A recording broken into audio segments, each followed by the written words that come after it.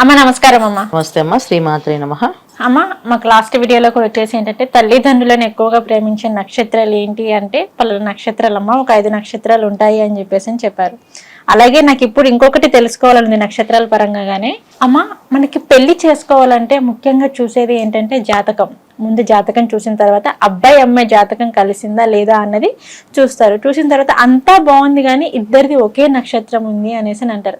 కొంతమంది జ్యోతిష్యులు ఏమంటున్నారంటే అమ్మ జాతకం అంతా బాగుంది, అందులోని ఇద్దరిది ఒకే నక్షత్రం ఉంది కాబట్టి సో ఖచ్చితంగా పెళ్లి చేసుకోవచ్చు, చాలా అద్భుతంగా ఉంటుంది అనేసి కొంతమంది అంటున్నారు.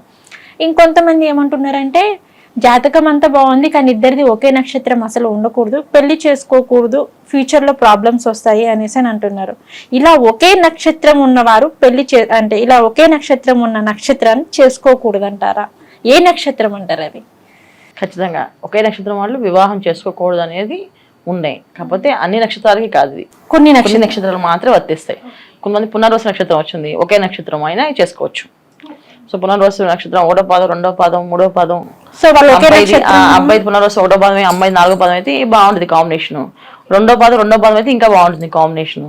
సో ఇలా చేసుకోవచ్చు. ఒకే రాశి ఒకే నక్షత్రం ఉన్న వాళ్ళు చేసుకోవచ్చు. కొన్ని నక్షత్రాలు వేద నక్షత్రాలు అంటారు వాటిని. సో వేద నక్షత్రాలను చేసుకోకూడదు అని ఎందుకు అన్నారంటే ఈ నక్షత్రాలు చేసుకోవడం వల్ల వీళ్ళకి దాంపత్య జీవితం సరిగా ఉండకపోవచ్చు, వివాహం అయినా పిల్లలు సంతానం కలగకపోవచ్చు, కొంతమందికి సౌభాగ్యం కోల్పోయే అవకాశం ఉంటుంది. ఒక ప్రాబ్లం ఖచ్చితంగా ఉంటుంది కనుక ఈ నక్షత్రాల వాళ్ళని అస్సలు వివాహం చేసుకోవద్దు అని చెప్పేసి అన్నది. సో వివాహం అనే విషయంలో ఇవాళ రోజున ఇలాగే జరుగుతుంది, ఖచ్చితంగా జరుగుతుంది అనడానికి రీజన్స్ 100% ఇవన్నీ కాదు, చాలా విషయాలు ఉన్నాయి. ఒకప్పుడు అయితే జాతక ప్రకారంగా జాతకంలో ఏదైతే ఉందో అదే ఖచ్చితంగా తిరిగేది. ఇప్పుడు ఏమైందంటే దాన్ని 30% 20% అయిపోయింది. ఎందుకు అంటే మనం ఒక సమయం పుట్టినప్పుడు లగ్నం, ఆ లగ్నానికి సంబంధించిన దశలు, ఆ దశలో ఉన్న యోగాలు, దానివల్ల కొంచెం బాగుండే యోగాలు ఉన్నాయి. తర్వాత కొన్ని విషయాల్లో చాలా మంది పేరు నెంబర్ బాగుంటుంది, కొంతమంది డేట్ ఆఫ్ బర్త్ చాలా బాగుంటుంది.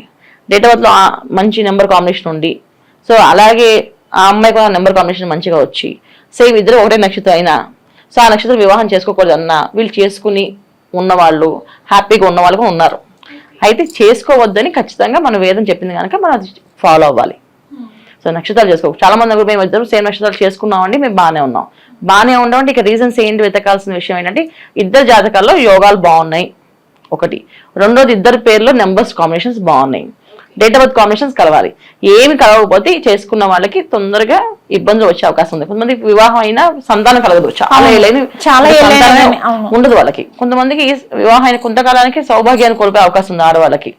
సో అలాగే అబ్బాయిలకైతే వాళ్ళకి కోల్పోయిన వాళ్ళు ఇంకో వివాహం చేసుకుంటారు, కానీ అమ్మాయిలకి అయితే చాలా ఇబ్బంది కదా, అందుకని చేసుకోవద్దని చెప్తాం. సో ఈ నక్షత్రం వాళ్ళు ఎందుకు చేసుకోవద్దని రీజన్స్ పెద్దవాళ్ళు ఏం చెప్పారో అది మనం ఫాలో అవ్వడం ఎప్పుడు మంచిది. ఎందుకు ఫాలో అవ్వాలి, అలా లేదు కదా, ఇప్పుడు బాగానే ఉన్నాం కదా, మీరు చెప్పింది అంత కరెక్ట్ కాదు అనుకోకండి.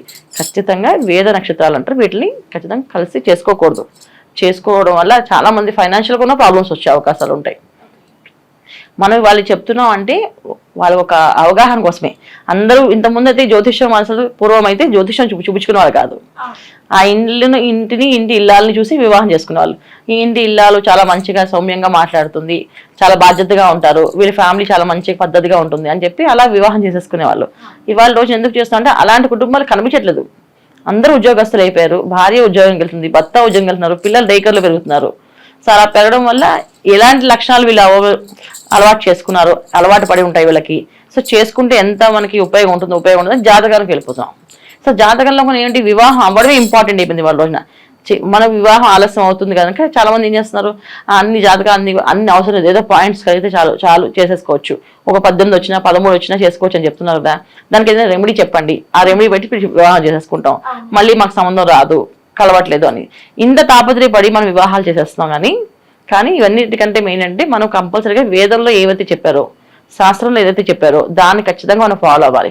ఒక రోజు ఆలస్యం అయినా అది ఫాలో అవడం వల్ల జీవితం చాలా ప్రశాంతంగా ఉంటుంది. అవునమ్మా, మీరు చెప్పింది ఇప్పుడు కరెక్ట్. ఎందుకంటే చాలా మంది మ్యాచెస్ రావట్లేదు. సో మీరు ఇది అంతా బాగుంది, ఒక్క లోపమే ఉంది అనేసి అంటున్నారు కదా. సో మరి దానికి ఏదైనా సొల్యూషన్ ఉందా అనేసి అడుగుతారు. సో అంటే అలా సొల్యూషన్ చేసుకొని అంటే రెమెడీ చేసుకొని మ్యారేజ్ చేసుకోవచ్చు అంటారు. మరి కొన్ని విషయాలకి రెమెడీస్ పనికొస్తాయి, అన్ని విషయాలకి రెమెడీస్ పనికిరావు. కొన్ని విషయాల్లో మనం రెమెడీస్ చేసినా ఏం చేసినా అది మార్చలేము. కాకపోతే ఏంటంటే మనకి మనసు సాటిస్ఫాక్షన్ అవ్వడానికి కోసం వచ్చిన అడిగినప్పుడు మనకి రాదు తెలియదు చేయవు అంటే ఇంకొకరు అడిగితే వాళ్ళు చేయొచ్చు అని చెప్తారు. అది దేనికైనా కావచ్చు, కామ్యం కావచ్చు, కాకపోతే వాళ్ళని ఇబ్బంది పెట్టకుండా ఉండడానికి కావచ్చు, లేకపోతే కమర్షియల్ గా వాళ్ళు తీసుకోవడానికి డబ్బులు తీసుకోవడానికి చేయించవచ్చు. మరి మ్యారేజ్ విషయంలో ఇట్లాంటి చేయొచ్చు అంటారా అమ్మ? మరి చేయకూడదు అనడానికి లేదు కదా. ఇప్పుడు మనం వద్దు అన్నాం అనుకోండి, ఇవాళ నేను వద్దు అంటే ఇంకొకళ్ళు ఉన్నారు కదా జ్యోతిషం, వాళ్ళ దగ్గరికి వెళ్ళి చూపిస్తారు. సో చేసుకోవచ్చా 10 మంది వద్దు అని చెప్పినా ఇంకో 11 వాళ్ళు ఎస్ అని చెప్పారు అనుకోండి, అక్కడ వాళ్ళకి వాల్యూ ఇచ్చి చేసుకోవచ్చు అని చెప్పారు, శుభ్రంగా చేసుకోవచ్చు అని చేసుకుంటారు. అది వేరే వాస్తవం. సో వాస్తవం కదా. సో నేను అందుకే జాతకం పరిశీలన చేసినప్పుడు నేను వాళ్ళకి నక్షత్రాలకి పరిశీలించినప్పుడు ఏం చేస్తానంటే పుట్టిన తేదీ ప్రకారం date of birth combination, birth number, destiny number. So మనం పుట్టినప్పుడు సమయము, ఆ తర్వాత డేట్ మంత్ ఇయర్ కలిపి వచ్చిన నెంబర్ని కాంబినేషన్ కలిపితే వచ్చిన నెంబర్ని డెస్టినీ నెంబర్ అంటాం. సో ఈ బర్త్ నెంబర్, డెస్టినీ నెంబర్స్ కూడా చెక్ చేస్తాం. అలాగే తర్వాత వీళ్ళ జాతకంలో వీళ్ళు ఉన్న రాశి లక్షణాలు, ఆ లక్షణాలు చెక్ చేస్తాం. సో ఒక అమ్మాయి సాఫ్ట్ గా మాట్లాడే తత్వం ఉండి, అబ్బాయి కొంచెం గట్టిగా మాట్లాడే తత్వం ఉండి, ఈ లక్షణాలు కూడా అబ్జర్వ్ చేయొచ్చు మనం. సో వాళ్ళ క్వాలిటీస్ చూసుకోవచ్చు. అన్ని చూసుకున్నప్పటికీ కూడా నేను అన్ని అనాలిసిస్ చేసిన ఈ వేద నక్షత్రం మాత్రం ఒకే నక్షత్రం వస్తే మాత్రం చేయను. ఓకే. సో అంత బాగున్నా కానీ ఒకే నక్షత్రం మాత్రం ఈ నక్షత్రాలకి ఓకే చెప్పేస్తా క్లియర్ గా, ఇది చేసుకుంటే ఇలా జరుగుతుంది. ఎంత అండర్స్టాండింగ్ ఉన్నప్పటికీ కూడా ఇది అయితే అవుతుంది చెప్పాల్సిందే. ఎందుకంటే అది చెప్పి చేయడం అనేది చాలా ఇంపార్టెంట్ ఈ రోజుల్లో. ఆలస్యమైన ఒక రోజు కాకపోతే ఇంకో రోజు అవుతుంది, కానీ వాళ్ళు మనం అది ఆపేసి వాళ్ళని ఆనందపరచడానికో వాళ్ళు సంతోషపడడానికో చెప్పేసామంటే రేపు వాళ్ళు బాధపడతారు. అందుకని చెప్పాల్సిందే. సో ఆ నక్షత్రాల్లో ఉన్న నక్షత్రం ఏంటంటే 3 నక్షత్రాలు వాళ్ళు మాత్రం ఖచ్చితంగా సేమ్ నక్షత్రం వాళ్ళు చేసుకోకూడదు. ఈ 3 నక్షత్రాలు సేమ్ నక్షత్రం వాళ్ళు అంటే అదే నక్షత్రం వాళ్ళు చేసుకోకూడదు వివాహం. ఒకటి మృగశిర నక్షత్రం. ఈ మృగశిర నక్షత్రం వాళ్ళు మళ్ళీ మృగశిర అమ్మాయిని కానీ మృగశిర అబ్బాయిని కానీ చేసుకోకూడదు. ధనిష్ట నక్షత్రం అబ్బాయిని కానీ ధనిష్ట నక్షత్రం అమ్మాయిని కానీ చేసుకోకూడదు. ఓకే. తర్వాత చిత్తా నక్షత్రం అబ్బాయిని కానీ చిత్తా నక్షత్రం అమ్మాయిని కానీ చేసుకోకూడదు. ఇప్పుడు నీ చిత్తా నక్షత్రం అనుకో, రేపు నీకు వచ్చే అబ్బాయి చిత్తా నక్షత్రం అనుకో, వివాహం చేసుకోకూడదు. మీ ఇద్దరికి ఎంత అండర్స్టాండింగ్ ఉన్నప్పటికీ, మీరు ఆశలు ఎంత బాగా కలిసినప్పటికీ, మీ జాతకాలు ఎంత బాగా కలిసినప్పటికీ సేమ్ నక్షత్రం అయినప్పుడు చేసుకోకూడదు. ఈ 3 నక్షత్రాలు మాత్రమే రూల్. మిగతా నక్షత్రాలన్నిటికీ మనకు ఏదైనా పరిహారం చేసుకోవచ్చు. ఏదైనా రెమెడీ చెప్పినట్టుగా ఏదో జపమో, ఏదో దానమో, ఏదో చేయించి, ఏదో హోమమో చేయొచ్చు వివాహం. కానీ ఈ నక్షత్రాలకి చేయకూడదు. చేస్తే ఇబ్బంది పడతారు. రేపు రోజున వాళ్ళిద్దరు ఇబ్బంది పడతారు. కుటుంబానికి దూరం అవ్వచ్చు, వాళ్ళిద్దరికి దూరం వచ్చి వాళ్ళ జాతకాలు బలంగా ఉన్నాయి అనుకోండి, ఇద్దరు విడిపోతారు. సో అబ్బాయి మళ్ళీ 2వ వివాహం అయిపోతుంది, అమ్మాయికి 2వ వివాహం అయిపోతుంది. సో 2వ వివాహం అయ్యే ఛాన్సెస్ కూడా వెళ్ళే అవకాశం ఉంది. అక్కడ కూడా సరిగా ఉండదు కదా. ఒక్కసారి వివాహం అవడం చాలా కష్టం ఉంది ఈ రోజుల్లో మనకి. 2వ వివాహం అంటే ఎలాంటి పర్సన్స్ వస్తారు మనకి అర్థం చేసుకోండి. ఎలాంటి కాంప్రమైజ్ అవ్వాలి. ఇక్కడేమో ఫస్ట్ వివాహానికి ఏ కాంప్రమైజ్ లేకుండా లైఫ్ ఎలా ఉంటుంది, సెకండ్ వివాహానికంటే ఎన్ని కాంప్రమైజెస్ అయితే అమ్మాయి దొరుకుతుంది, అబ్బాయి దొరుకుతారు. సో ఇలాంటి రీజన్స్ కి కారణం అయ్యేది ఈ నక్షత్రాల వాళ్ళు. అందుకని ఈ నక్షత్రం వాళ్ళు ఆలస్యం అయినా సరే చేసుకోకూడదు. చూసుకొని ఖచ్చితంగా ఈ నక్షత్రాలు మృగశిర, ధనిష్ట, చిత్త ఈ 3 నక్షత్రాల వాళ్ళు సేమ్ నక్షత్రాలు వస్తే చేసుకోకూడదు. ఇవి వేద నక్షత్రాలు అంటారు. వీటిని చేసుకుంటే చాలా ఇబ్బందులు పడే అవకాశాలు ఎక్కువగా ఉన్నాయి.